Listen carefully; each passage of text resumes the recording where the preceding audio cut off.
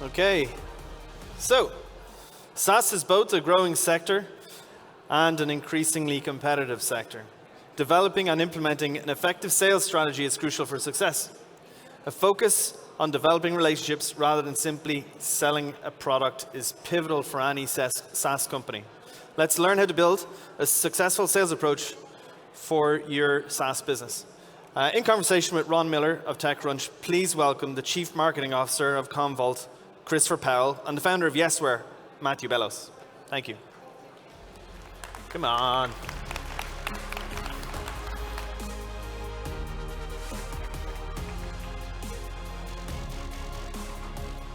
Have a seat over there, Matthew. I keep forgetting how bright those lights are, man. Good afternoon, everyone. I'm Ron Miller. I write about the enterprise for TechCrunch, and we're going to talk about SaaS and sales today. So, as you probably know, SaaS changed the way we think about buying and selling software. Instead of a license, we buy subscriptions. And this model brings with it an ability to opt out of a deal, which is a pretty powerful thing. And that's changed the relationship between buyer and seller, forcing more of a partnership. It means company and customer have to work more closely together instead of dictating or even bullying the customer into deals they may not need or want. It also has implications for the way you compensate the salespeople. So how do you sell in this new world, and why is it different? That's what we're going to talk about here today. I'm going to let these two guys very briefly introduce themselves, and then we'll jump into some questions. You want to start, Chris? Great, sure. Hi everybody, I'm Chris Powell.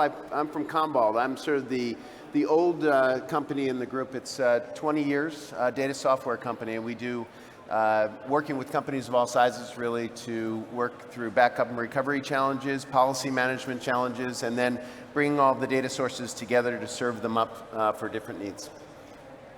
I'm Matthew Bellows. I'm the founder of Yesware. Any Yesware users out there? Yeah, thank you. Yesware is software for salespeople. We help salespeople communicate better with customers and prospects. And we've been doing this for about 8 years. It started as a SaaS business and still are. So let's get started. I interviewed Salesforce co-CEO Keith Block a couple of years ago, and he had this to say about the SaaS model. In other companies who are in the perpetual license world, they can sell a lot of software up front and charge maintenance, and you don't get a lot of innovation for that. And the risk is really on the customer, whereas in our model, it's a joint success model. So how does this play out for your companies and SaaS in general and how things are sold? You want to start, Chris, or you want to start, Matthew? I mean, I think that's a good characterization of the partnership between the customer and the prospect. There's not only just the business model, which is changing the relationship between the salesperson and the prospect, but also the fact that information is freely available, that your reputation sticks with you much longer now, all pushes towards more power to the customer and therefore more importance for a salesperson to be authentic and genuine and honest and a long-term partner for success as opposed to a transactional sort of guy. Yeah, and I think for us, we look at SaaS as an opportunity to really fundamentally change the game. Our kind of software has tended to lend itself to more of a technical sale, and then shifting to a SaaS model for us is something that allows us to focus more on the delivery of it. What is the outcome that the customers are looking to get? Because you're no longer delivering a product, you're delivering a service, and it's a great shift for our company in terms of the way that we're working with customers all over the world, because so many of the implementations would be a little bit victim to the complexities of the actual implementation. So working with customers now more about what the outcomes are, and as the updates are coming, they're much more readily available to them. As you find yourself, particularly your company, in this hybrid between licensed software and subscription software, what kind of impact does that have on the sales team and how you compensate them and how they sell? And does it require like a training level that if they were used to selling the license, how does that change? It's a complete shift. The sales organization, the first question I think we had to ask ourselves, and it's still a work in progress, is Sort of what are you looking for in your sales organization? What are you looking for in an ideal salesperson? And it's a very different situation often versus someone who is selling perpetual licenses and getting into a situation where you're now selling a service. So we sort of have discussions internally about whether it's experience or grit. You know, what are you looking for? And what we're finding is that grit is incredibly valuable and perhaps more valuable than experience. Experience comes with a bit of baggage, and you want the grit of someone who comes in, they know they're willing to do what it takes. They've got the right EQ versus someone who's coming in doing more of a technical sale, and they understand the art of communicating. And that doesn't necessarily need to come with a lot of experience if those are the key things we need to get. So, I mean, you've been selling SaaS from the beginning, but we were talking about it earlier. There was a story in the New York Times in 2013. This was a long time ago now, but when he was an early stage startup, he was having trouble with sales, which is kind of ironic since he's selling sales success software. So can you talk a little bit about how, like, building that sales team and what kind of things and challenges you faced as a startup, even though you were a SaaS company selling that kind of software? Yeah, sure. I mean, we probably don't have enough time to go through all the different challenges we faced, but I mean, suffice it to say that whether we're working with a brand new startup who's just implementing Yesware for their 1 or 2 or 3 person sales team, or you know, the CRO of a publicly held company like Twitter or Yelp or whatever, salespeople are always changing stuff. They're always trying to find out a new angle. They're always moving territories, always changing their training program or changing their comp structure. So for those of you who have read all the blog posts about how you just got to get a repeatable, scalable model and then pour money on top of it, like, that is not true. You need to actually continue to iterate and make up stuff and try different experiments with your sales program. And that's kind of the thing that our software and other people's software tries to enable, is basically getting the data from your activities and seeing what works and doing more of that. So when you look back to that time period, that 2013 time period, when you were having, you know, problems with your sales team, what did you learn from that you can give, you know, lessons for your sales team that can give to your customers and say, look, we faced this and this is how we overcame it? Yeah, so I mean, for the very early stages, I think one of the mistakes I made very early on was when I got the board approval to hire our first sales team. I was the first salesperson for Yesware, and then I hired this kid straight out of college who, like, blew up and was amazing and closed Box on his own and stuff like that. And I was sort of like, oh, well, this is great. This is ready to go. And I went out and hired 8 other sales reps. And it was way too many. And so the big thing I coach people just building their team for the first time is really go sort of 2 by 2 by 2 by 2 and incrementally higher. Even though you never know, is it the market or the person, at least with that sort of slower incremental sales build, you get more feedback and have more time to correct, as opposed to going in and hiring a big team all at once. Yeah, and I imagine part of what we're working through right now is it's a shift in the audience. The question that we're asking as we go to market and shift our model from direct to indirect or from into a SaaS model is, who's the economic buyer? And I think that we're trying to be in this rapid failure sort of fast failure and learn from the changes that are occurring, because it's different as we're delivering this. So, you know, I don't know what you guys are doing, I'll be honest, but the SaaS model often uses a freemium approach, or at least a free trial approach, and then, you know, a tiered subscription level based off of that. So how do you, and then once you do that, you go into kind of a land and expand approach, right? Yep. So how has that worked for you, and why do SaaS companies use this methodology to kind of move across a larger organization, like kind of start with the individual user, and then, or department, and then kind of spread out from there, kind of have the evangelist inside the company? Yeah, so I mean, there's 2 basic models. One is the top-down approach, and one is the bottoms-up approach. Bottoms-up is more emblematic from Dropbox and Slack, and lots of companies that go in and win the hearts and minds of the end user, and then say, now let's expand out. And that's what Yesware does. So we distribute software to the end user salespeople. We try to make them more productive, give them a good experience, help them close more deals. And then when we get a critical mass at a company, we call into the VP of sales and we say, hey, 5 of your 50 people or 50 of your 500 people already use this. Here's why.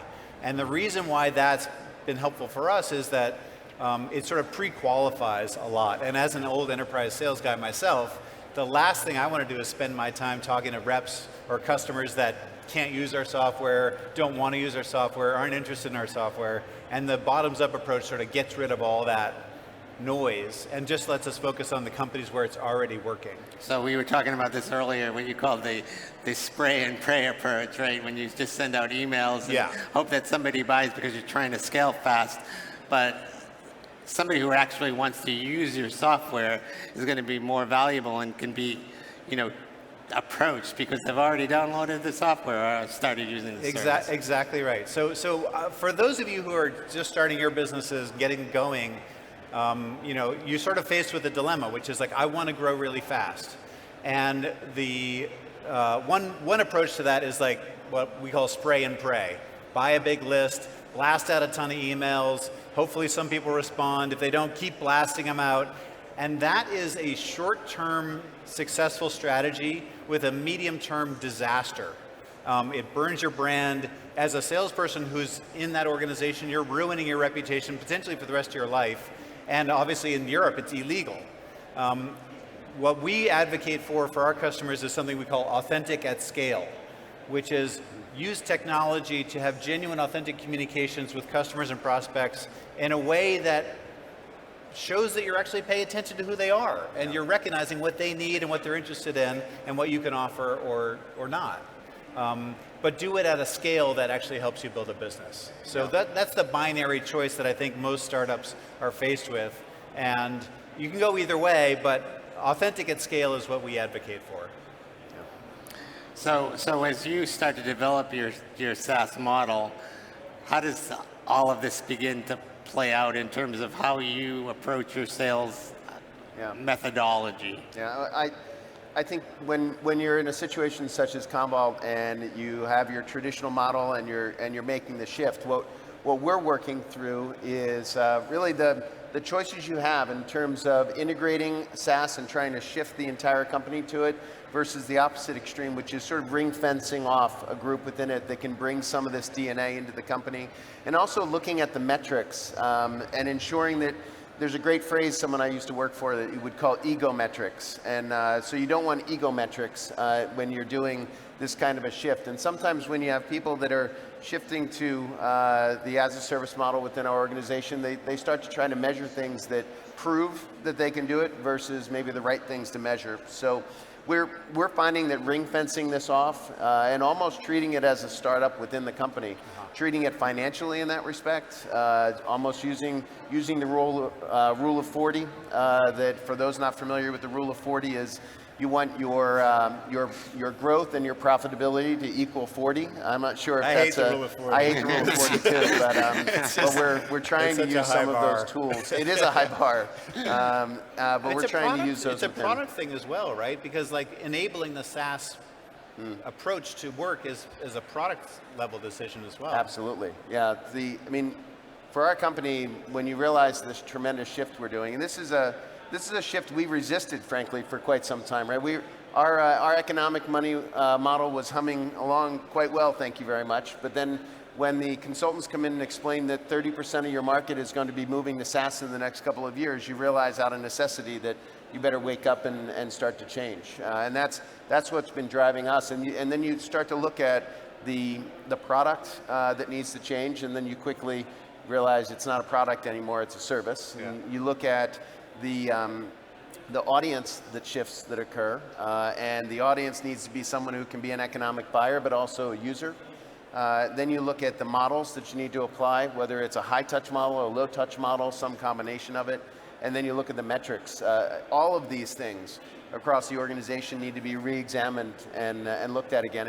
And the marketing model for my area of responsibility is a fundamental change in skill set and in thinking for the company. So the free tier is good in that it kind of builds scale, especially for a startup early on, or even for an established company that's trying to establish themselves as a service now. But the free tier has to at some point translate into sales. And I know early on you had great free tier numbers and not very good translation numbers. So for people out here who are startups and just sort of starting out, how do you begin to get your sales team to use that free tier model to make that conversion into a actual paying customers, which is of course the goal of the company, not just to get users? Maybe I couldn't hear the question. How do you get the salespeople to use the freemium bottoms up? Yeah, how do they use the freemium model to drive that because the idea isn't simply to get users, right? The idea is to get paying customers. Right. And if you're having trouble doing that, how do you kind of make that conversion to a yes customer? Yeah, well, it's interesting. In the early days, there was very little competition for what we were doing, so we were getting a lot of inbound interest from companies that had just heard about Yesware, and they were like, I got to try this thing. A lot of good word of mouth from the very, very early adopter kind of companies. Now the market is more mature. We've probably crossed the chasm in terms of technology adoption curve, and we're into the early majority. And those companies, they think about things differently. They have a different buying process. And so at the end of the day, what it turns out to be is if the end users like your product, and if the salespeople help, if we're helping the salespeople make more money, then we've got a business. So my first business plan for Yesware, as I explained to our early stage investors, was we make software that helps salespeople make more money, and they'll give us some of it. And that was sort of still what we're doing, in a sense. Yeah. So there's always a traditional kind of tension between marketing and sales, right? And I'm wondering if there's differences in that once you start to go to a SaaS model, if it exacerbates the problem, if it limits the problem, what have you found in terms of how people market this stuff and how the salespeople take that marketing and momentum and begin to move that to a sale? Yeah. I know for our company, it's a great advancement. It's a chance to really hit the reset button a little bit in that relationship between a lot of the sales organization and the marketing organization. Where you draw the line between marketing and sales, I think we all know, has been shifting and changing, and the customer ultimately doesn't see the line. Yeah. That's the biggest problem that a lot of companies have. And when you're enterprise software and you're able to sort of draw those lines internally, you're not necessarily delivering the best customer experience. And when you're delivering a service and you have those lines, you need to manage it much more carefully. I think your free trial example is a perfect example of where sales and marketing start to become much more intertwined. The marketing process online starts to resemble the selling process. So where these lines are and the selling motion or the buying motion is really very intertwined. So we're finding that the discussions have gotten much tighter as we're doing them. And where you draw the line, I'm not even sure I know where that line is anymore, because it needs to be completely in sync. I mean, across our customer base, you see various organizations with different responsibilities. Sometimes the appointment setters are within the marketing group. Sometimes they're within the sales group. Sometimes you have salespeople or sales organizations being able to buy media in some cases. So everyone's experimenting with different things. I don't think there's an answer to this yet. I think the good news is that compared to where we were 20 years ago when I started in software, they're much more combined. And also they're much more data driven. So both groups are now much more focused on what actually works as opposed to what my hypothesis was or what worked for me at my last company. Yeah. So both those cases are focused on getting the company successful, which is the right direction to go. How it actually breaks out in your organization is going to be based on your customer profile, probably. Well, I think what's most important with that is it works out to the metrics, right? Yeah. You're in enterprise software, and so many enterprise software companies find themselves in the ridiculous debate of what is a lead, all of these discussions that we just need to get past. And I think with the SaaS model, a lot of this, one of the primary success measures is truly stepping back and understanding what you're going to measure, what matters. Which again, for folks out there who are reading blog posts and getting your company started, it's harder than it looks. Yeah. When you read the thing about ARG or whatever, it's hard to know what makes a good lead. And you have to keep revising it. We just did a big data science project to try to figure out, of the 2,000 leads that closed in the last 18 months, which were good leads. And we had a data scientist work on this problem for 3 months to figure it out, because it's not obvious what a good lead is, actually. So don't I mean, you're going to be frustrated, but know that everyone else is frustrated with you. Yeah. Well, that sort of leads me to my last question, which is, what key piece of advice do you have for these folks out here who are just starting on this journey of building a SaaS sales team? That was sort of your answer, but you can elaborate if you wish. I'll see if I think of another one. Yeah, you can. And I love that answer. I think that as we've looked at the keys of the sales success model, I'll go back to sort of the first piece that I said, which is grit. Finding the sales folks who really understand what it's going to take to completely shift our way of thinking. Folks who understand a value sale versus a product sale. And that's a big shift for us, for our company. There's a lot of people that we have that understand the product sale, but not the service sale, and it's a big change. Anything to add in the last Well, I second? mean, I think the most important thing is just to get your motivation right. Be clear about why you're doing this, because it's a long slog, and the clearer you can be about why you're doing this project, the more effective you can be when you're talking to other people about why they should do it too. All right, thanks very much. Let's give these guys a hand. Great.